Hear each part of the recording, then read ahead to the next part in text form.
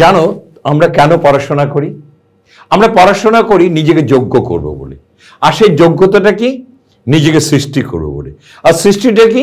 আমি নিজে সুখী হব বলে। তাহলে এই সুখটা আসবে কোত্থেকে?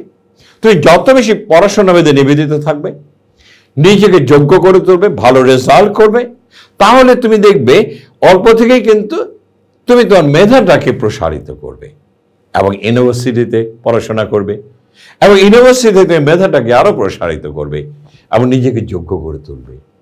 এবং একটা জিনিস মনে রাখবে, তোমার যোগ্যতার মাপকাঠি হচ্ছে ইয়োর রেজাল্ট, কি গ্রেড পেয়েছো। এবং ওই গ্রেডটা হবে তোমার এটিএম কার্ডের মতো।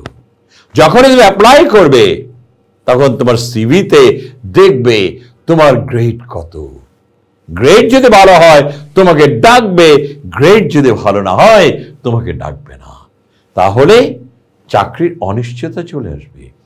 সে কারণেই বলছি তোমাদেরকে সর্বদাই মনে রাখতে হবে, তুমি যাই করো না কেন, you must have a good grade.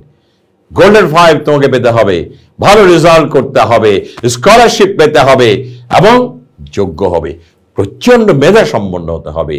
যত বেশি মেধা থাকবে, যত বেশি শিখবে, যত বেশি জানবে, তত বেশি নিজেকে যোগ্য করবে। চাকরি তোমাকে খুঁজবে, তোমাকে চাকরি খুঁজতে হবে।